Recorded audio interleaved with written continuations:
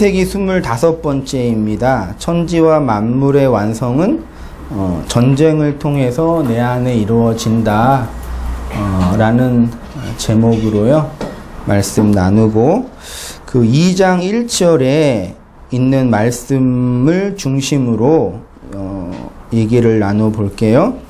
뭐 항상 그렇지만, 매주 그랬지만 말씀 준비하면서 저에게도 큰 도전이고 은혜의 시간이었거든요. 같이 이 한 시간 말씀 나누시면서 그런 복음의 은혜들을 함께 공유하고 함께 했으면 좋겠어요. 2장 1절에 이렇게 히브리어 성경을 보면 이런 식으로 되어 있어요. 그냥 제가 읽어볼게요. 바, 칼라, 하, 샤마임, 그 다음에 바하, 에레츠, 바콜, 차바 이렇게 되어 있고요. 히브리어의 바라는 단어가 접속사라고 하고요. 그 다음에 하라는 단어는 그 정관사로 되어 있어요. 그래서 뭐 보면은 그리고 완성되어지고 있다. 그 하늘들이 샤마임, 그리고 그 땅이, 그리고 모든 것, 군대들이 이렇게 이제 나눌 수가 있고요.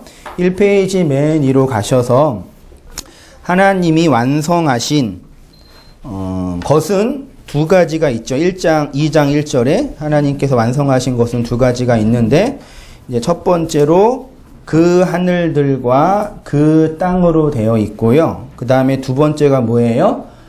만물이라는 거를 하나님께서 다 이루셨다. 이렇게 볼 수가 있어요.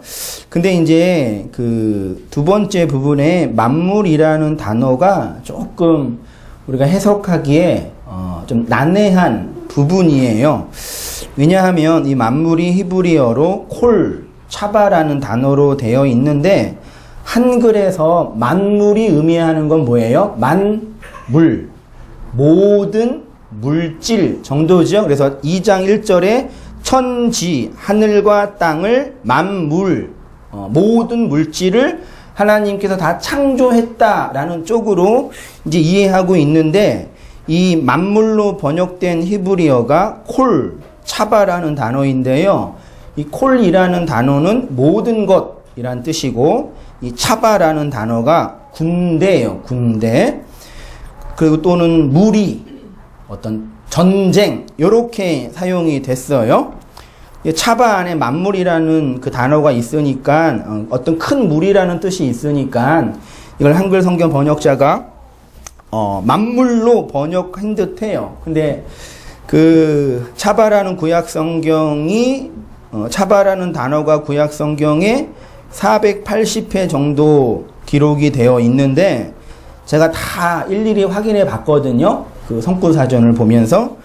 근데 만물로 번역한 곳은 창세기 2장 1절 뿐이 없고, 나머지는 군대 혹은 큰 무리 혹은 전쟁 등으로 번역이 되었더라고요.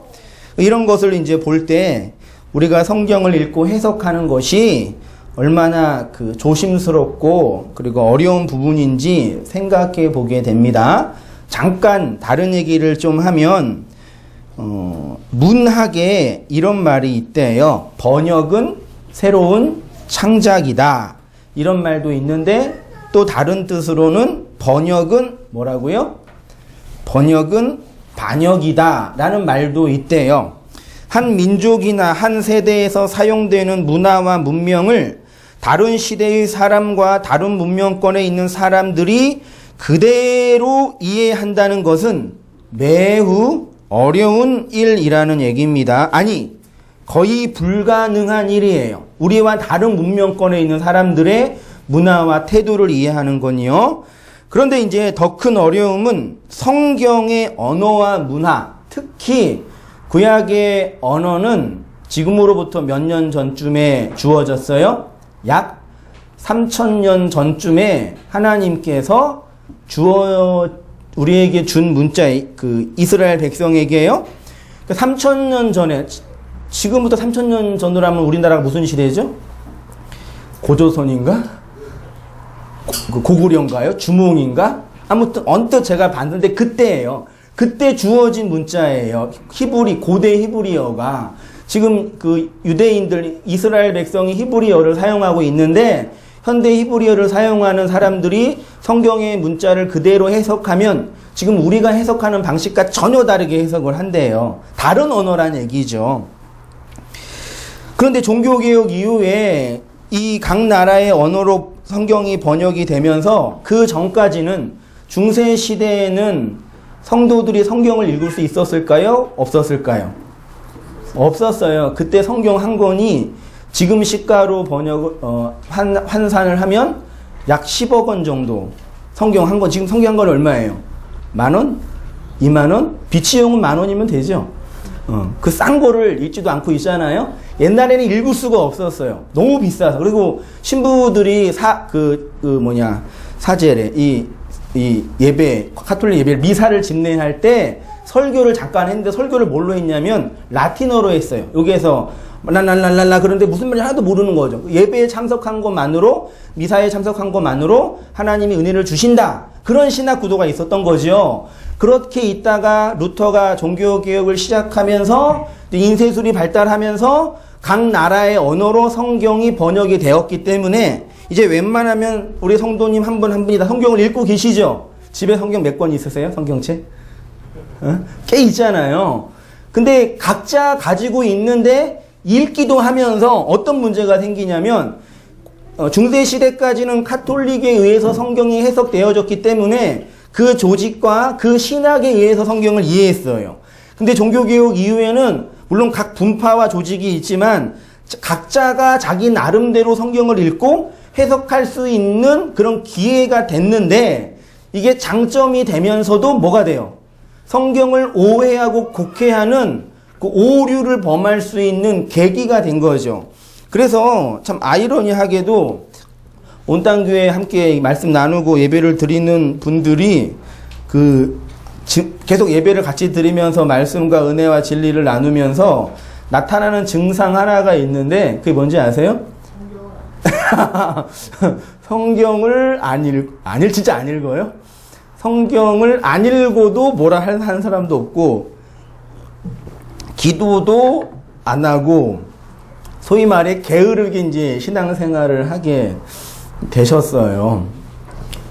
이게 이제 그런 얘기를 하시잖아요. 성경에 오역이나 왜곡된 것들이 많이 있기 때문에 내가 마음대로 읽기가 좀 부담스럽다. 그런 식의 표현이죠. 그래서 좋은 게 그거예요. 제가 열심히 성경 연구하고 공부하면서 함께 나누고 있으니까 설교 원고 주중에도 공부하니까 그걸 읽고 공부하시면서 성경을 또 읽으시면서 검증을 해보세요. 어떻게 한성희 목사가 하나님의 말씀을 강해하고 강론하고 증거하고 있는지 그게 되게 중요합니다. 더욱이 이 페이지로 갔습니다. 보편 인간들은 선악과를 먹었기 때문에 나의 보편 욕망을 따라서 하나님과 사람과 역사를 누구 중심으로 이해해요? 나 중심으로 이해해요. 하나님도 나 중심으로 읽으려고 그러고 성경도 나 중심으로 읽으려고 그래요. 그래서 객관적으로 기록된 성경의 문자도 자신의 유격적 욕망으로 해석하고 받아들이고 적용하게 되는 것입니다. 이러한 성경 오해의 역사를 예레미야는 이렇게 표현을 했어요. 우리에게 시사하는 바가 매우 큽니다. 예레미야 8장 4절 이하 다 함께 한 목소리로 읽어보겠습니다. 시작. 너는 또 그들에게 말하기를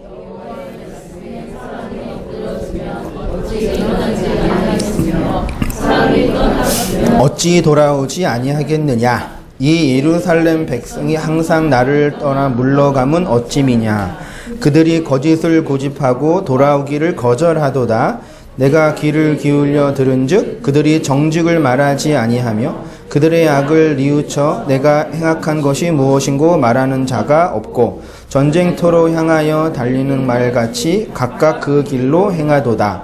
공중의 악은 그 정한 시기를 알고 산비둘기와 제비와 두루미는 그들이 올 때를 지키거늘 내 백성은 여호와의 규례를 알지 못하도다.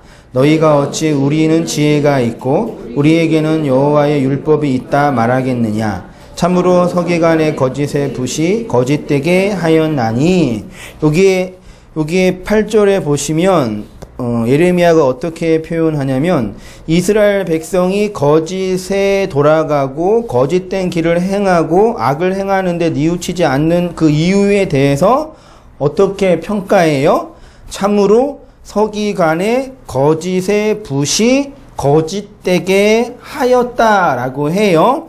그러면 이스라엘 백성이 어떤 상태에 있어요? 8절 보세요. 너희가 어찌 우리는 뭐가 있고 지혜가 있고 우리에게는 뭐가 있고 여호와의 율법이 있는데 하나님이 주신 지혜가 있고 하나님이 주신 율법이 있는데 그것의 진의와 내용을 바르게 해석하고 이해하지 못하는 거예요. 나는 진리를 듣고 있다. 나는 큰 교회 다니면서 예배 드리고 있다. 나는 하나님의 말씀을 청취하고 있다. 그것과 나랑 무슨 상관이 있어요? 하나님이 내가 성경을 읽고 있다. 성경을 배우고 있다라는 것 가지고는 안 되고 그 내용이 나에게 의미가 되어야 돼요. 지금 이스라엘 백성이 뭐예요? 우리 지혜 있어. 우리 성경 가지고 있어. 하나님이 우리에게 율법을 주셨어. 근데 어떻게 해요? 서기관의 거짓된 붓이 그 율법과 그 지혜의 내용을 바르게 받지 못하도록 만들고 있다라는 표현이에요. 다시 본문으로 와서요. 다음에 이제 주의해야 할 부분이 이루어지다라는 부분입니다. 원문으로 보면 칼라라는 단어로 되어 있는데 이게 완성하다, 성취하다, 끝내다 라는 뜻이고 무에서 유를 만드시는 하나님이 창조의 사역, 하나님의 창조의 사역은 완성하고 성취하는 동적인 의미가 내포되어 있다라는 얘기입니다. 그러니까요, 2장 1절을 원문을 근거해서 직역을 굳이 하면은 그리고 완성되어지고 있다. 무엇이요? 그 하늘들과 그 땅이 그리고 모든 군대가 요걸 보세요. 창세기 2장 1절에 하나님이 천지와 만물을 다 이루었다라는 그 말씀을 우리가 볼 때 흔히 어떻게 이해해요? 하나님께서 온 세상 만물을 창조하셨습니다. 정도로 이해하잖아요. 하나님이 온 세상 만물을 창조하셨습니다가 나랑 무슨 상관이 있냐고요. 하나님이 창조주예요. 그래, 그게 나랑 무슨 상관이 있냐고요. 여기에서 뭘 제가 말씀드리고 싶냐면 하나님이 온 세상 만물을 창조하신 창조주 하나님인 것을 우리에게 증명하고 싶어서 창세기 2장 1절이 기록된 게 아니라 이 창조의 사역은 지금 어디에서 진행되고 있어요? 나에게서, 우리에게서, 여러분의 마음과 역사와 일상 속에서 하나님의 창조의 사역이 진행되고 있습니다. 할렐루야. 하나님의 창조가 저 과거에 있었던 어떤 이야기가 아니라요. 지금 내 속에, 여러분 속에 이루어지고 있다고요. 그 다음에 2절부터 일곱째 날을 안식하심으로 안식을 뭘로 설명하여? 칠로 설명하고 있습니다. 안식이란 천지와 만물로 번역된 그 하늘들과 그 땅과 그 모든 군대들을 완성하는 것이다 라고 말씀드릴 수가 있습니다. 여기 이제 두껍게 제가 6의 역사와 7의 안식과 8의 구원 그렇게 한번 숫자 놀이 해봤어요. 보세요. 성경이 말하는 6이라는 수는 무슨 수요? 사람의 수라고 해요. 그래서 첫째 날부터 여섯째 날까지 하나님은 천지를 창조하셨죠. 그 6일을 말하자면 우리의 역사, 우리의 일상이라고 해요. 그러면 일곱째 날은 뭐예요? 무슨 수? 안식의 수, 언약의 수죠. 그래서 안식을 언약으로 양식을 주심으로 완성하시는 거예요. 6이라는 우리의 역사 속에서 7이라는 언약을 받아 안식을 누리는 사람은 며칠의 삶을 산다고요? 8일의 삶을 살아요. 그래서 그냥 제가 정했어요. 6은 우리의 역사와 인생, 7은 하나님의 언약, 8은 그 역사와 인생 속에서 하나님의 언약을 받아서 이 인생을 다른 차원으로 살아가는 삶을 8의 날이라고 했어요. 그도 그럴 것이 노아의 방주에 들어가서 구원받은 사람은 몇 명? 8명. 8. 그리고 하나님의 백성으로 증거하는 그 할례는 난지 며칠 만에 8일 만에 살아가는 것으로 설명이 되는 거예요. 그러니까요, 짐승으로 존재하는 사람을 하나님의 아들로 만들기 위해서 6이라는 역사 속에서 7이라는 언약을 주므로 8의 날을 살아가는 거고, 그래서 예수님께서 부활 후 안식 후 첫째 날 제 8일째 되던 날 부활하셔서 부활의 첫 열매가 되신 겁니다. 그러니까 우리가 6이라는 우리의 역사와 7이라는 하나님의 안식과 8이라는 구원의 삶을 따로 분리해서 단계적으로 살아가는 것이 아니라 우리의 역사와 현실 속에서 6, 7, 8의 날을 동일하게 경험하는 거예요. 제가 이렇게 한번 이렇게 비유를 해봤어요. 6이라는 건 뭐냐? 처녀가 남자를 만나지 않고 자기 마음대로 하고 싶은 대로 살아가는 인생이라고 해요. 그러면 그 여자가 누구를 만나요? 남자를 만나면 결혼을 하죠. 그거를 7이라는 언약이라고 쳐요. 그 여자가 결혼을 하면 남자의 씨를 받으면 뭐가 나와요? 아들, 생명이 나오죠. 그거를 8이라고 한번 해보세요. 그걸 염두에 두고 그 인생을 우리가 동일하게 우리의 일상 속에서 살아간다라는 얘기입니다. 뭐 그거를 이제 개혁주의 신학에서는 이미 받은 구원과 아직 완성되지 않는 구원으로 설명을 했어요.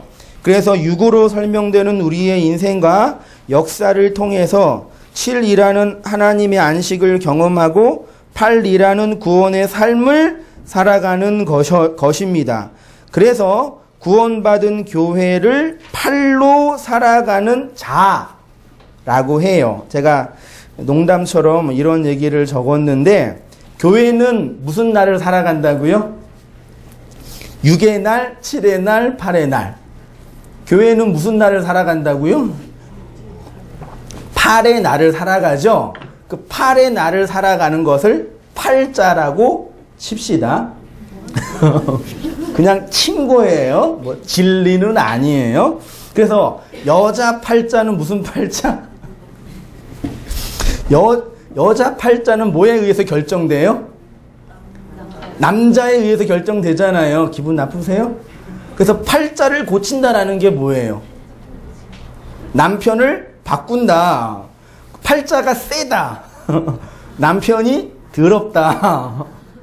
그 사주 팔자를 보잖아요. 제가 한번 썼는데, 사주 팔자라는 게 제가 틈틈이 시간 나면 인문학 책이랑 그런 유교 책이랑 또 역학제 또 재미있더라고요. 이렇게 보는데, 이제 또 이제 그 올해가 병신년이 돼가지고 아직 30 안 지나서 이제 팔자는 안 볼 텐데, 사주 팔자 안 볼 텐데, 그게 뭐냐면 연, 월, 일, 시를 통해서 이제 그 사람의 일생을 점치는 건데, 그 간지라는 게 있대. 간지가 두 가지인데 십간과 십이지예요. 십간은 뭐예요? 갑을, 병정, 무기, 경신, 임계. 십이지는 자축, 임묘, 진사, 오미, 신유, 수레. 그래서 십간은 하늘의 십. 놀랍지 않나요? 율법의 하늘의 십이, 그 십이지는 땅, 짐승이잖아요. 짐승의 10과 12가 서로 연결을 하면, 그 연결을 다 하면 나중에 뭐가 돼요? 60번째가 되면 한 획이 끝나요. 그 60이 돼서 61번째를 뭐라 그래요? 환갑, 회갑이라 그러죠. 근데 회갑을 하면 무슨 상을 받으세요, 어른들이? 잔치상을 받잖아요. 원래 그거는 60으로 넘어가서 너는 이제 죽었습니다라고 해주는 그런 의미였대요. 근데 옛날에는 오래 못 사셨으니까 오래 사셨다고 이렇게 축하해주고, 요즘은 이제 환갑상이 뭘로 바뀌어요? 여행 상품상으로 바꿨잖아요. 그래서 누구 집안은 미국을 보내줬는데 너는 왜 아무것도 안 보내주냐. 그런 비교를 당하면서 이제 자식들이 이제 스트레스를 받잖아요. 그 여자 팔자는 뭐에서 결정된다고요? 남자에 의해서요. 잘 기억해 보세요. 애굽 군대에서 나와 광야에서 훈련받아 가나안을 점령함. 이렇게 하면 어떨까요? 6을 애굽에 있는 우리의 역사라고 하고요. 7을 양식을 먹는 광야의 시간이라고 하고요. 8을 그 양식을 먹어서 죽고 부활하여 가나안으로 들어가는 그 시간으로 한번 판단해 보겠습니다.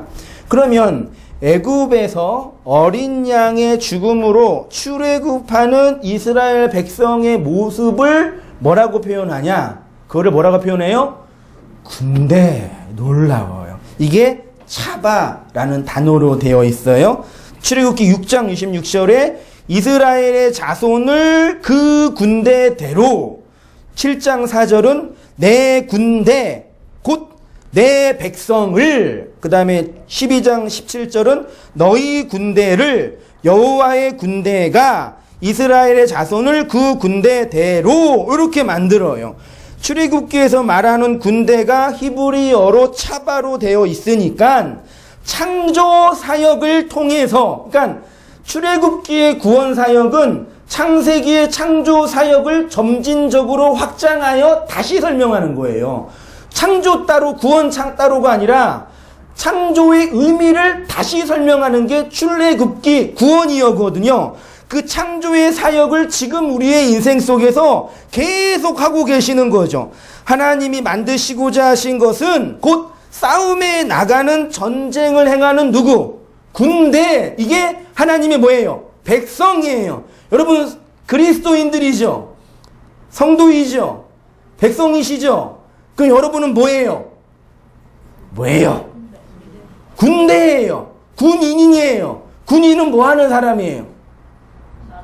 나라 지키는 사람, 전쟁하는 사람이잖아요. 그래서 민수기에 가면 전쟁에 나가서 싸울 사람의 수를 세는 거예요. 그럼 계시록에도 사람 수를 세죠. 몇 명으로 세요? 14만 4천으로 세잖아요. 하나님의 백성을 상징하는 거예요. 그러면 여러분은 뭐라고요? 우리는 뭐라고요? 절 보세요. 뭐예요? 여러분은 군인이에요? 군인대예요? 그럼 군인이면 누구랑 싸워요? 대한민국의 주적은 누구지요? 북한이에요. 북한. 국방백서에 나와 있어요. 그럼 여러분의 주적은 누구예요? 누구랑 싸우세요? 에? 나랑 싸워요? 저기 사탄마귀가 막 방해하지 않아요? 잘 들어보세요. 되게 중요합니다. 이런 말씀을 보면서 이 세상과 싸우는 군대다, 악한 사탄과 싸우는 군대가 나다라고 할 필요 없습니다. 솔직히 우리가 세상 누구와 싸워요? 다들 세상 사람들처럼 이 세상에서 성공하고 번영하고 내 꿈과 내 소원 이루기를 바라며 살고 있잖아요. 무슨 우리가 세상과 싸워요? 세상과 친교하지. 이 부분에서 욥이 우리에게 아주 정확한 말씀을 줘요. 욥기 7장 1절 보이시죠? 한번 같이 읽어보겠습니다. 시작. 세상에 있는 인생에게 냈어요. 세상에 있는 인생에게 뭐가 있어요? 욥이 자신의 인생을 돌아보니까 이 인생은 뭐다? 전쟁이라고 합니다. 욥기의 시편 10장 17절을 보세요. 주께서 자주자주 증거하는 자를 갈마들여. 이 갈마들여가 뭔지 아세요? 갈마들여 나를 치시며 나를 향하여 진노를 더하시니 군대가 또 갈마들여 치는 것 같도다. 욥기 14장 14절은 사람이 죽으면 어찌 다시 살리까? 나는 나의 싸우는 모든 날, 자신의 인생을 전쟁, 싸우는 날이라고 표현하고 있고요. 그 다음에 10장 17절에서 욥을 치는 자가 누구예요? 지금 욥을 공격하는 실체가 누구라 그래요? 그분 있어요. 4페이지로 가겠습니다. 성도의 인생은 전쟁터입니다. 고난 속에 있는 욥이 자신의 인생을 전쟁을 치르는 것이라고 하는데요. 그러면 그 전쟁의 핵심은 무엇이냐? 보세요.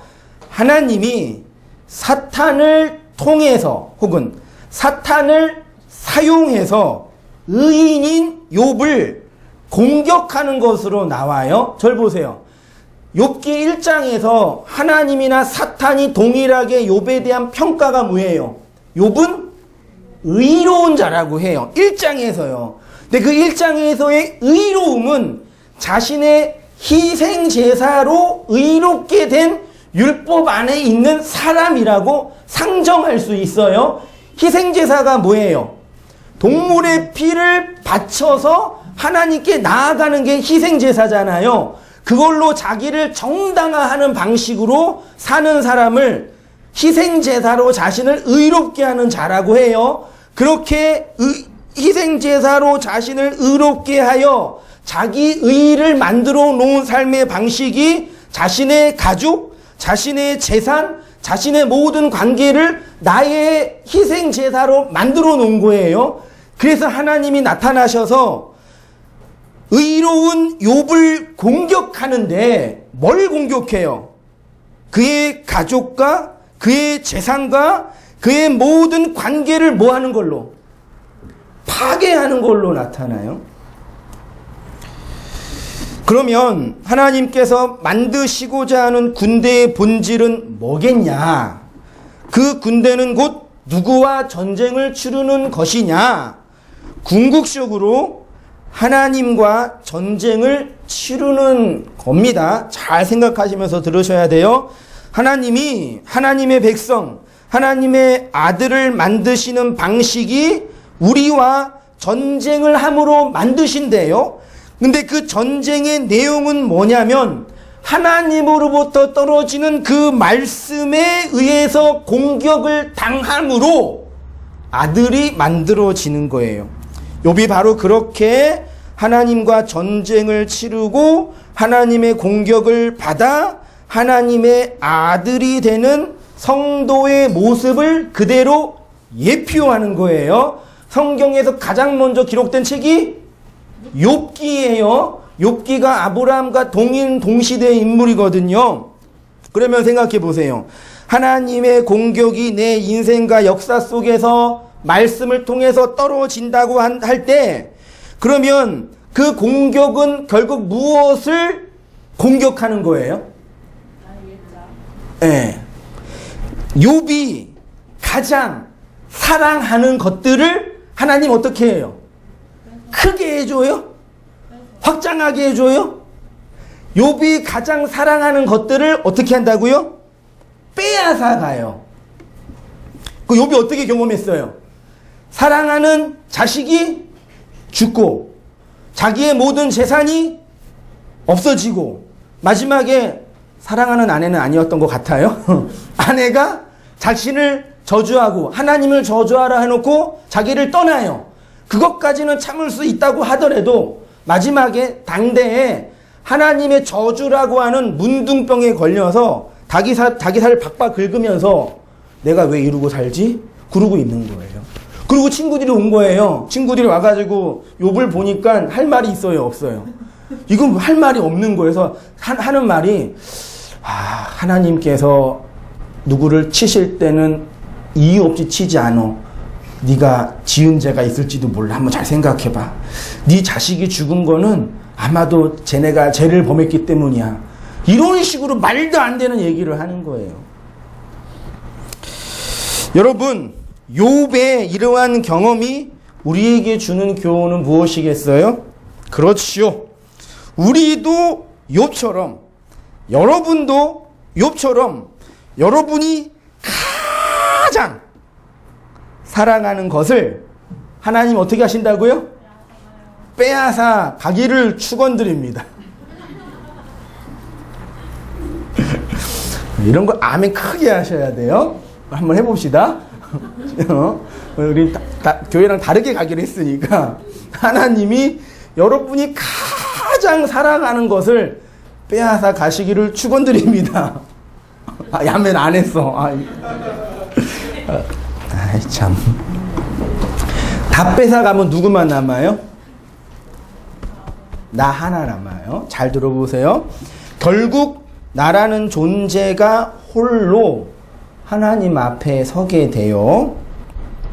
언젠가 나 혼자 남게 돼요. 나를 규정하고 나를 나대게 하는 이 세상의 것, 그걸 호코스모스라고 하고요. 율법의 세상이라고 한데 이 세상의 것을 다 나에게서 떠나가게 한다라는 것입니다. 태어날 때는 나를 낳아준 부모도 있고 나와 함께 하는 형제들도 있지만 죽을 때는 누구랑 같이 가요? 물귀신은 함께 갈 수도 있다고 하지만 죽을 때는 나 혼자 가요. 혼자 죽음 속으로 직면해요. 여러분, 이 율법의 세상에서 사람들이 살아가는 에너지원이 무엇이냐면 사람들이 이 세상에 율법의 세상에 무슨 낙으로 살아가냐면 나를 규정하고 나를 보호하고 나를 지킬 수 있는 것들을 내가 노력하고 내가 투쟁하고 내가 싸워서 얻어내는 그 맛으로 살아가요. 이거를 하나님이 아담에게 뭐라고 했어요? 너는 땀을 흘려야 수고를 해야 열매를 먹는다 그랬죠. 여러분 땀 흘리는 게 좋은 거예요? 나쁜 거예요? 내가 땀을 열심히 흘려서 노력해서 받는 월급 좋아요? 나빠요? 행복하지 않아요? 아이 주님 목사님 나는 주님만을 사랑해 그래요? 내가 열심히 땀 흘려가지고 살 빼는 거 행복해요? 안 행복해요? 이게 저주가 아니라니까요. 율법의 세상에서 우리가 살아가는 삶의 방식은 내가 노력하고 내가 땀을 흘리는 만큼 얻어내는 거예요. 그 땀 흘리는 것 자체가 나쁜 게 아니에요. 열심히 최선을 다해서 땀을 흘려야 돼요. 그치요? 근데 뭐가 문제냐면 내가 내 노력으로 내 땀을 흘려서 그 하나님을 잡아당길 수 있다고 생각하는 그 심보가 나쁜 거라고요. 내가 가지고 있는 것으로 하나님을 만들어낼 수 있다는 게 악이라고요. 여러분 돈 많은 남자가 여자를 꼬실 때 뭘로 꼬셔요? 돈 많은 남자가 돈으로 여자를 죄송해요 꼬신다 그래가지고 여자를 뭐라 그러죠?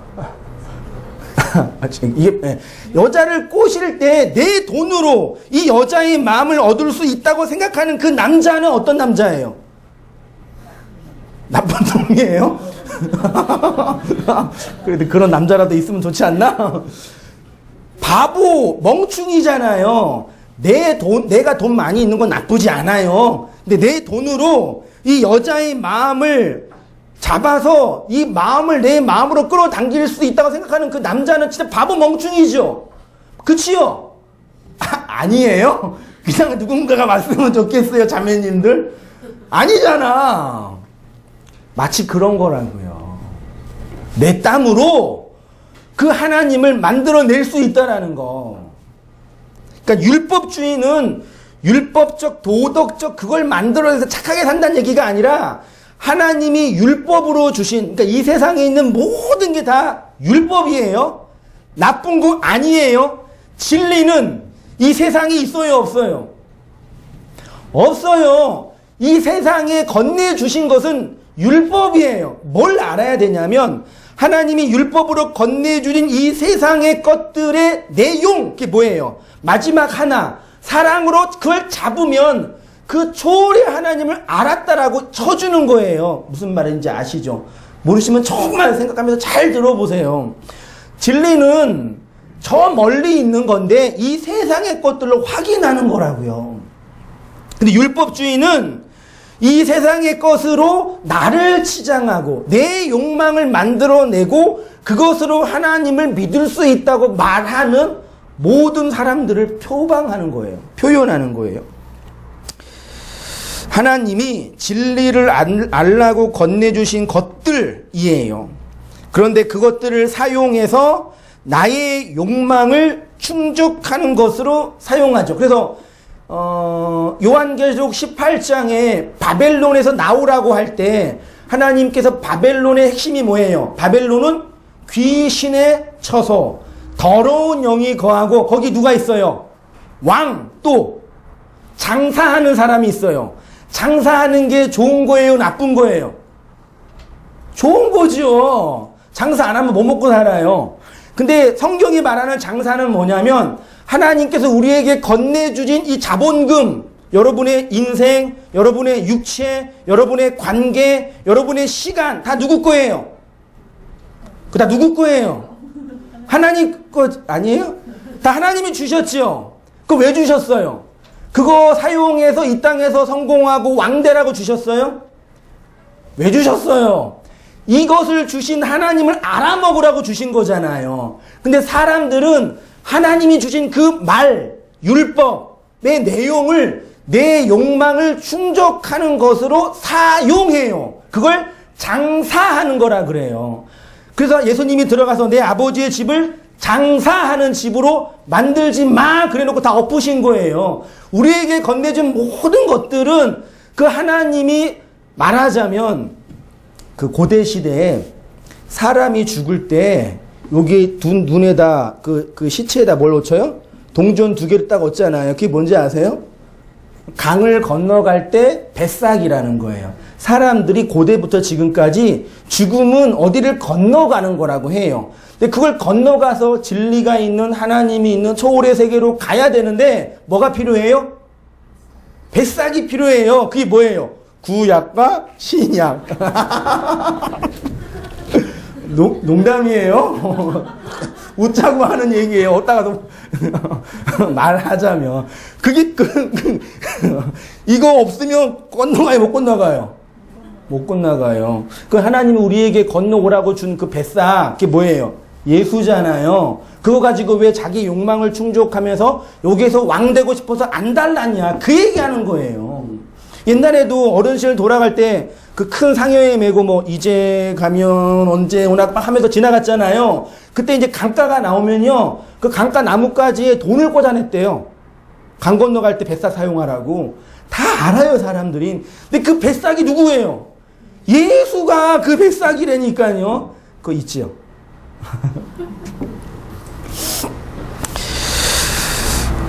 근데 하나님의 진리를 알라고 건네주신 이것들로 그걸로 뭐해요? 나의 욕망을 충족하고 내 욕망을 확장하는 것으로 다 사용하니까 그 욕망을 확장하며 사용하는 이곳이 다 뭐가 돼요? 지옥이 되는 거예요. 인간 욕망의 전쟁터요. 그런데 하나님의 백성은 이 율법의 세상에서 그 율법으로 나를 규정하고 나를 보호하고 나를 확장하는 삶의 방식이 아니라 내 것을 뭐 하는 걸로요?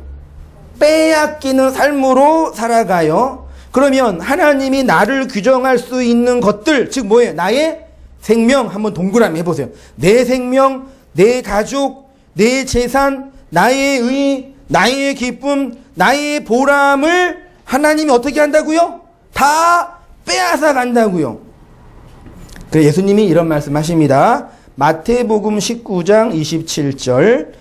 이에 베드로가 대답하여 이르시되 보소서 우리가 어떻게 해요? 모든 것을 버리고 주를 따라 싸운데 진짜 베드로가 버렸어요? 안 버렸어요?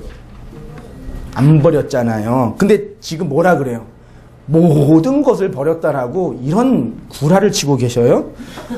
이 말, 그러니까 자기가 버렸다고 생각하는 거예요, 진짜 하면서요. 그 물어봐요. 그런즉 우리가 무엇을 얻으리까? 예수께서 이르시되 내가 진실로 너희에게 이르노니 세상이 새롭게 되어 인자가 자기 영광의 보좌, 이 보좌가 어디 보좌예요? 하나님의 보좌가 어디에 있어요?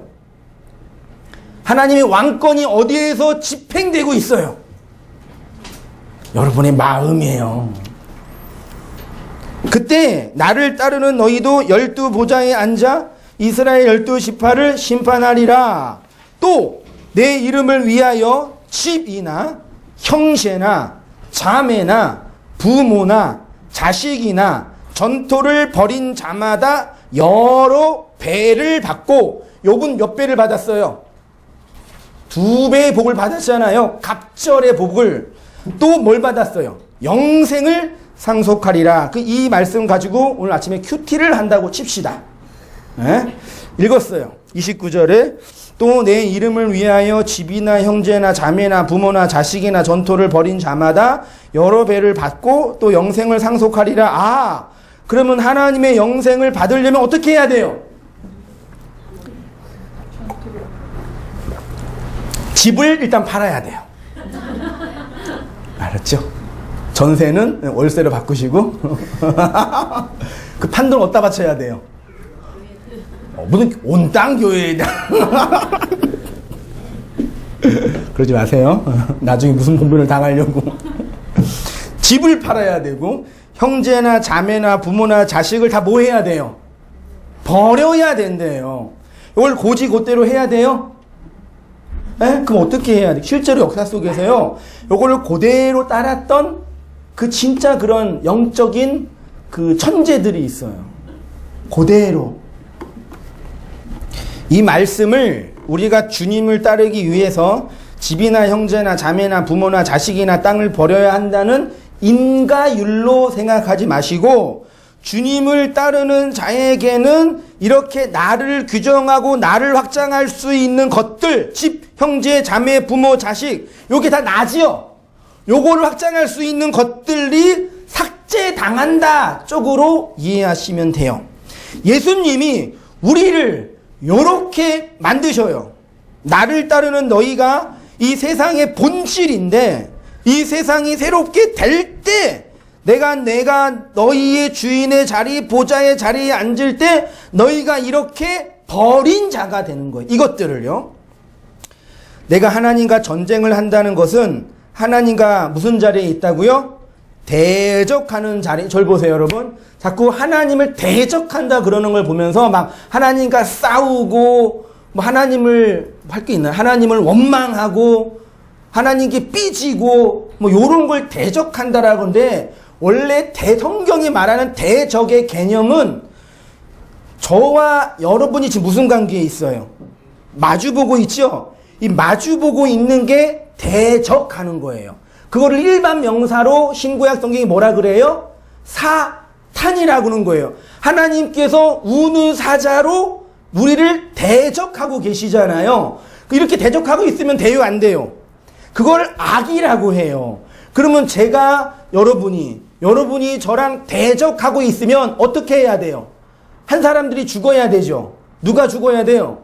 여러분이 말씀으로 죽어서 어떻게 해요? 이 강대상을 중심으로 일로 넘어오셔야죠. 그게 대적이 하나가 되는 거예요. 이해되시죠? 남녀가 만나서 서로 결혼 예식을 하잖아요. 서로 마주보고 인사를 하고 언약을 맺죠. 이게 뭐예요? 마주보는 게 대적하는 거라니까요. 이 마주보고 있다가 결혼을 같이 하면 같이 생활을 하죠.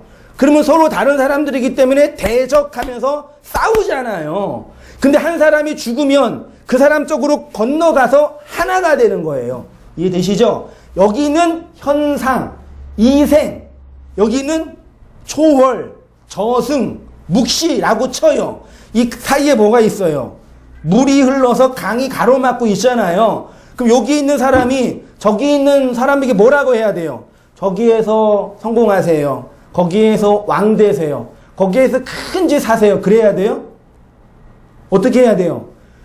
일로 건너오세요. 그게 뭐예요? 건너와라.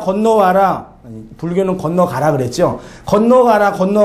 건너가면 거기에 진리가 있다. 아제 바라승아제가 그거잖아요. 걔네들은 여기에 있기 때문에 건너왔어요, 못 건너왔어요?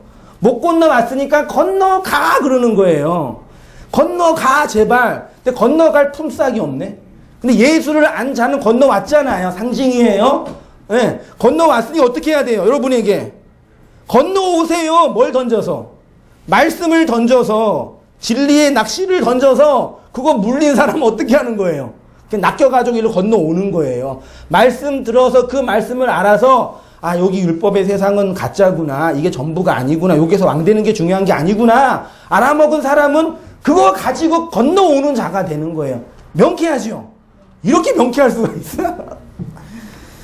그게 대적하는 거예요. 그럼 우리가 하나님과 어느 자리에 있어요? 대적하는 자리에 있죠? 그러면 여기에 있는 하나님이 하나님을 대적하는 욥, 나에게 말씀을 던져서 나로 주장하는 관계, 자식, 돈, 이 모든 것들을 다 어떻게 해요?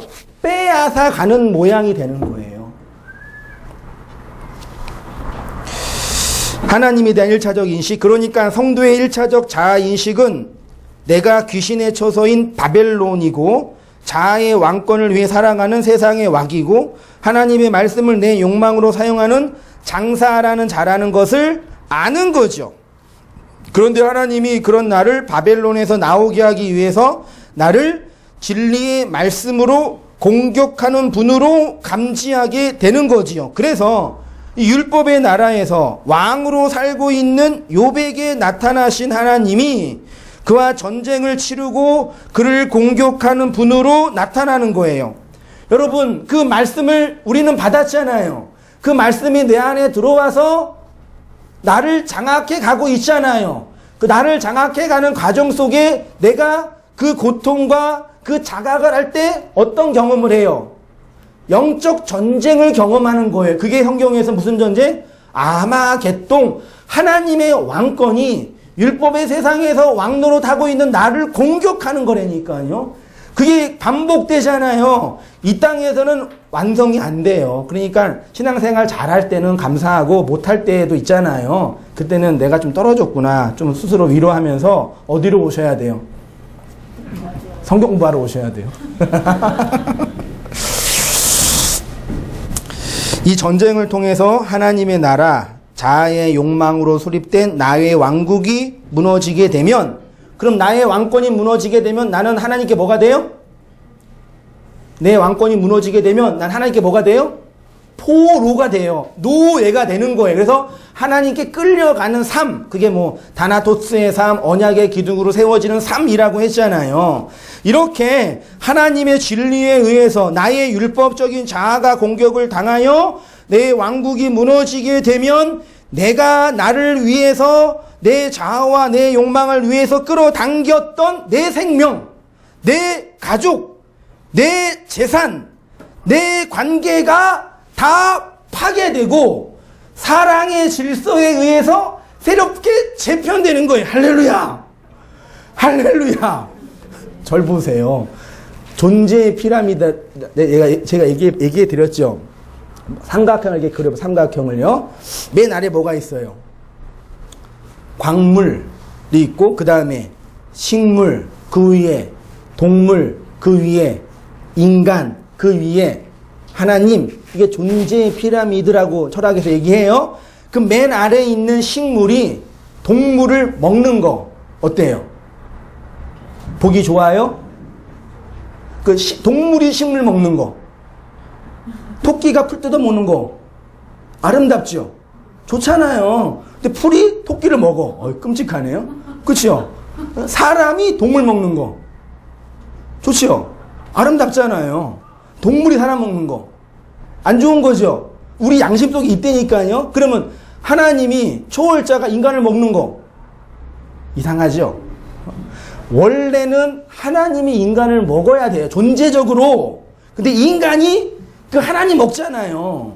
근데 그 하나님에 의해서 왕권이 무너진 자는 이 존재가 아름답게 정립이 되는 거예요. 그게 사랑의 질서로 재편된다. 그래서 욥이 그렇게 하나님께 두들겨 맞고 다 죽어가지고 몇 배의 복을 받았어요?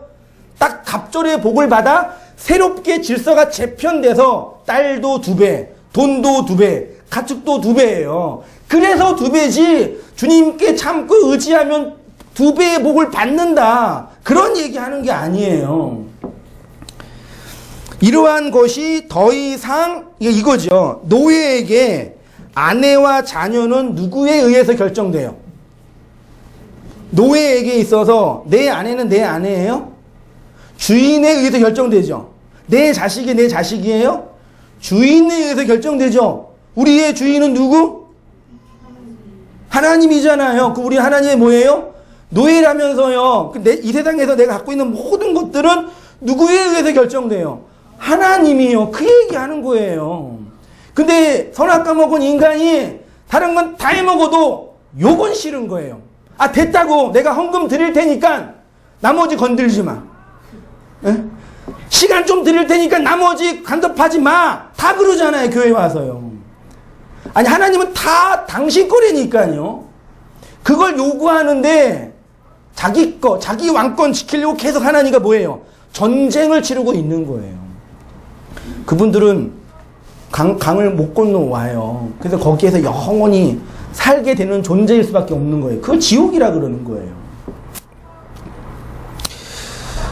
그 말은 이러한 것으로 나를 위한 내 왕국과 내 수단으로 사용하지 않고 내가 내 자식을 내 욕망으로 사랑하지 않고 그를 하나님의 사랑으로 흘려주는 자가 되고요. 내가 내 교회를 내 욕망으로 끌어당기지 않고 그 사랑을 나누어주는 그 교회가 되는 거예요. 제가 그런 얘기 했잖아요. 한국교회가 100년 좀 넘는 성교의 역사 속에서 어마어마한 성장을 했어요. 좋아요. 근데 이렇게 시간이 지나고 나서 역사적으로 판단해 보면은 뭐가 뽀록나고 있어요? 교회가 목회자의 욕망을 충족하는 장사 도구가 되고 있는 거예요. 물론 다 그런 건 아닙니다. 그 제자 훈련을 열심히 시켜가지고 목사가 성도들에게 제자 훈련 열심히 시켜서 못 만들고 싶은 거예요. 리모컨 만들고 싶은 거예요. 찍찍찍찍. 저는 이게 사람들 조종을 못 해가지고 그냥 자동차 조종도 하고 싶은 거예요. 이 조종하는 게 기쁘지요. 그 남자들은 좀 그러면 이거 조종하는 거 좋아해요. 괜찮아요. 근데 로봇이나 장난감 할 수 있잖아요. 드론은. 인간 조종돼요? 지금 막 태어난 우리 제인이나 예나도 조종돼요? 돼요? 얘네 돼요? 울지 마. 밥 먹어. 똥 싸. 돼요? 조종 안 돼요. 그냥 생명이기 때문에 잘하는 거예요. 그렇잖아요. 그러니까 교회가 그 사람들을 조종해서 그 교회에 필요한 일꾼 조직. 그래서 교회는 크게 짓고 멋있게 짓고 목회자가 존경받아요. 좋아요. 근데 뭐가 없어요? 그 하나님이 없는 거예요. 그 교회에 부서 품면 돼요. 하고 나쁘진 않아요. 예. 그게 근데 그 복음이 아니잖아요. 그래 놓고 교회가 큰 사업한다고 어느 그 고등학교를 인수하려고 그러는데 돈이 없잖아. 그럼 어떻게 해야 돼요? 어떻게 해야 돼요? 인수를 포기하든지 돈을 걷든지 아니면 재테크를 하든지 해야 되잖아요. 그러니까 목사가 뭐라 그래요? 사탄이 이거 인수하는 걸 방해하고 있다. 이게 말이 돼요? 아, 그 큰 교회는 그게 진짜 부러워서 그런 게 아니라니까요. 왜 비웃어요? 아, 내 진심을 몰라요? 나중에 또 뭐가 될지 모르겠는데. 그거 아니에요. 이 교회가 그 사랑을 흘려주고 나누어주는 그 생명이 되면 돼요. 내 자식을 내 욕망으로 끌어당기지 않고 그 사랑 받아서 나누어주는 그 생명으로 보면 된다니까요. 그렇게 살라라는 거예요. 하나님 그게 어려워요? 네, 어렵죠. 왜 우리가 살고 있는 세상은 다 반대니까. 그래서 그 사랑을 흘려주는 것으로 사랑하게 돼요. 그래서 성도는 자신의 전쟁터에서 이런 고백을 합니다. 시편 73편 25절 다 함께 시작. 하늘에서는 주 외에 누가 내게 있으리요 땅에서는 주 밖에 내가 사모할 자 없나이다. 누구만 사모해요? 주님만. 절 보세요 여러분. 여자가 많은 남자의 사랑을 받는 게 행복해요? 한 남자의 사랑을 받는 게 행복해요? 네? 강사의 의도를 잘 얘기해 주셨어요. 많은 남자의 사랑 받는 여자가 뭐가 행복해요? 그러니까 여자는 그냥 아무것도 한 남자의 사랑만 받으면 돼요. 할렐루야. 근데 그게 잘 안 돼요. 그게 잘 안 돼요. 그치요? 여러 남자의 사랑을 받는 여자는 불행해요. 한 남자의 사랑만 받으면 되잖아요. 제가 무슨 얘기 하는지 아시겠죠? 되게 단순하고 쉬운 거예요. 아니, 하나님의 그 사랑 받아서 그 사랑으로 가족과 돈과 재산과 관계를 새롭게 정립해서 아름답게 누리고 땀 흘려서 행복하게 살다가 죽을 때 주님께 가자. 그거예요. 다른 거 없다니까요. 근데 나의 유격적인 욕망이 그걸 방해하고 세상이 그렇게 사는 사람을 쪼달하고 욕하는 거예요. 그래서 외로우니까 모여서 말씀 듣고 또 나가면 딴 생각도 하잖아요. 한세희 목사가 이상한 거야. 저분이 특이한 분이야. 나와서 또 다시 교육받고 말씀 나누면서 맞아. 그리고 격려해주고 위로해주고. 그래서 교회라는 공동체가 필요한 거지. 이 교회를 위해서 뭐 헌신하고 하나님의 나라를 위해서 교회가 부흥하고 그런 거 아니에요. 천국은 뭐겠어요? 그렇게 각자가 주의 사랑 받아서 그 사랑으로 있는 거예요. 그 사랑이 없으면 뭐가 있어요? 내 안에 유격적인 욕망. 보세요. 은혜자매의 욕망, 정윤자매의 욕망, 형성형제의 욕망이 서로 있잖아요. 그러면 이게 커질 거 아니에요. 커지면 어떻게 돼요? 부딪힐 거 아니에요. 욕망이. 그 전쟁이 일어나. 그 전쟁이에요. 그래서 각자의 욕망이 다 있는 거예요. 여기에 얼마 안 되는 성도님이 각자의 욕망을 다 부려서 있으면 여기가 뭐가 돼요? 지옥. 전쟁터에서 차 타고 오는데 뒤에 애들 3명이 있거든요. 3명이가 각자의 욕망을 다 부려요. 엄마! 아빠! 그리고 둘이 싸우고 셋이 싸우는 거예요. 그 운전은 정신을 못 차리는 거예요. 형이 날 때려. 누가 나를 미워해. 건드려.